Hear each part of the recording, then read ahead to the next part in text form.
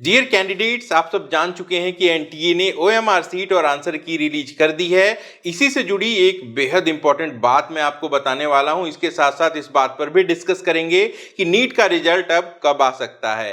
केरल से एक नोटिफिकेशन आई है, इसके बारे में भी जानेंगे, तो बने रहिए इस वीडियो में अंत तक। नमस्कार, मैं Om Prabhakar Bharati, medical admission counsellor, आप सबका स्वागत करता हूं। तो जैसा कि आप सब जानते हैं, एनटीए ने 6 जून को रात 11:50 तक का समय दिया है आंसर की को चैलेंज करने के लिए और आपके ओएमआर को चैलेंज करने के लिए। तो यहाँ पे आपको कंफ्यूज नहीं होना है। आंसर की के आने के साथ ही कई तरीके के जो कयास थे कि बोनस मार्क्स मिलेगा, हर साल इस तरीके की बातें आपको यूट्यूब पे देखने को मिलती हैं, बट हकीकत यह है कि एनटीए बोनस मार्क्स नहीं देता। तो फिलहाल जो आंसर की एनटीए ने उपलब्ध कराई है वो प्रोविजनल है। जो फाइनल आंसर की होती है वो रिजल्ट के बाद जारी की जाती है।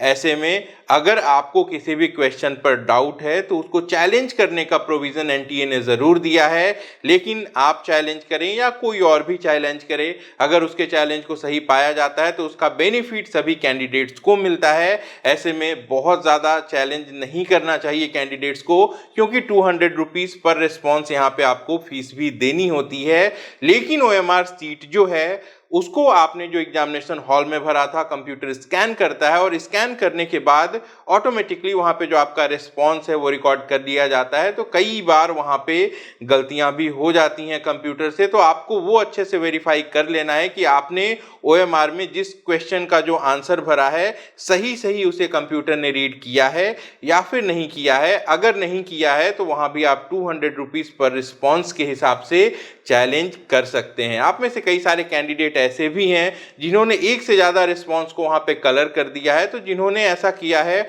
उनको उस क्वेश्चन पे कोई नेगेटिव मार्किंग तो नहीं मिलेगी, लेकिन कोई प्लस मार्किंग भी वहाँ पे नहीं मिलेगी, तो उसको ज़ीरो कंसीडर किया जाएगा। हालांकि आप में से कुछ लोग ऐसे हो सकते हैं जिन्होंने ऑप्शन के लिए, मैं आपको एक एग्जाम्पल दे देता हूँ कि एक ऑप्शन को आपने कलर करना शुरू किया, एक डॉट सा बनाया वहाँ पे, और फिर आपको याद आया कि जो सही जवाब है वो कोई और था, तो उसको छोड़ के आपने दूसरे को पूरा कलर कर दिया और वो सही जवाब है। ऐसे में अगर उसे कंप्यूटर ने जीरो कैलकुलेट किया है तो आप चाहें तो एक अटेम्प्ट वहां पे 200 पे करके उसको चैलेंज करके देख सकते हैं। कई बार वहां पे उसको कंसीडर भी कर लिया जाता है। लेकिन अगर आपने दो सर्कल को कलर कर दिया है तो वैसे में वो जीरो ही कैलकुलेट होगा। जो बेहद जरूरी बात मुझे आपको बतानी है वो ये है कि आपकी जो भी ओएमआर सीट आपको आपके अकाउंट पे लॉगिन करने के बाद दिख रही है, इसे प्रिंट करके, इसे सेव करके या इसका स्क्रीनशॉट लेके अपने पास जरूर रख लें, क्योंकि हर साल ऐसे कई सारे केसेस आते हैं जहां पे कैंडिडेट्स का ये क्लेम होता है कि ओएमआर सीट में उनको ज़्यादा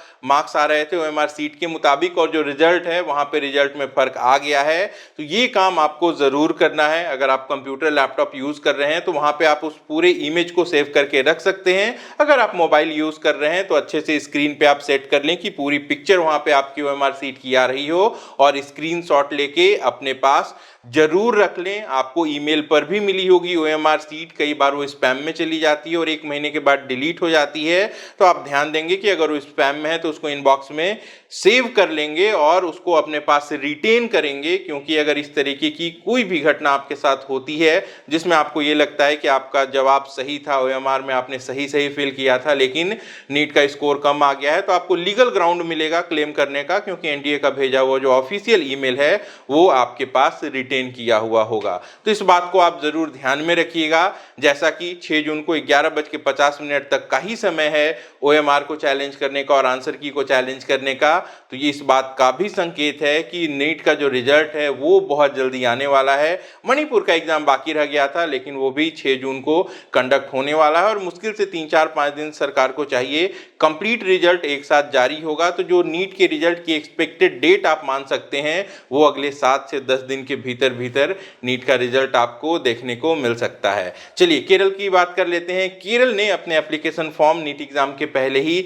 निकाल दिए थे। तो केरल फिलहाल एक ऐसा राज्य है जहां एमबीबीएस की फीस सबसे कम है, लगभग 7 लाख रुपए प्रति वर्ष के हिसाब से आप प्राइवेट कॉलेजेस में पढ़ाई कर सकते हैं। तो ऐसे कैंडिडेट जिन्होंने वहां पे अप्लाई कर दिया था उनको फिलहाल अपने एप्लीकेशन में अगर कोई गलती हुई है तो उसको करेक्ट करने का ऑप्शन दिया गया है। ऐसे कैंडिडेट जो अब तक अप्लाई नहीं कर पाए थे वो भी निराश नहीं होंगे। नीट के रिजल्ट के बाद एक बार फिर से केरल का फॉर्म निकाला जाएगा। ऐसी सूचना केरल सरकार ने पहली एक नोटिफिकेशन के माध्यम से दे दी है। तो फिलहाल जिन्होंने अप्लाई कर दिया है उनको क्या करना है, उनको ce.kerala.gov.in पे जाना है, अपने अकाउंट को लॉगिन करना है और अगर उनका कोई भी डॉक्यूमेंट रिजेक्ट हुआ है, उनका फोटोग्राफ हो, साइन हो या फिर जो भी सपोर्टेड डॉक्यूमेंट्स हो, अगर किसी में प्रॉब्लम है तो उनको पैनल में लेफ्ट साइड में एक मेमो डिटेल्स दिखेगी, वहां पे क्लिक करना है और उसके बाद जो नया डॉक्यूमेंट है उसे अपलोड कर देना है। अगर आपको मेमो डिटेल्स नहीं दिखाई दे रहा है तो ये और भी अच्छी बात है, क्योंकि आप ये मान सकते हैं कि आपका जो एप्लीकेशन है वो एक्सेप्ट हो गया है। और बेसिकली मेमो डिटेल्स में सबसे ज्यादा कैंडिडेट्स को नेटिविटी प्रूफ को लेके नोटिफिकेशन आएंगे। नेटिविटी प्रूफ में आपको क्या करना है मैं आपको बता देता हूं। आपके पास अगर पासपोर्ट है तो वो बहुत अच्छे से काम करेगा। आधार आपका एक्सेप्टेबल नहीं होगा, आपका वोटर आईडी भी आप वहां पे नहीं डाल सकते हैं।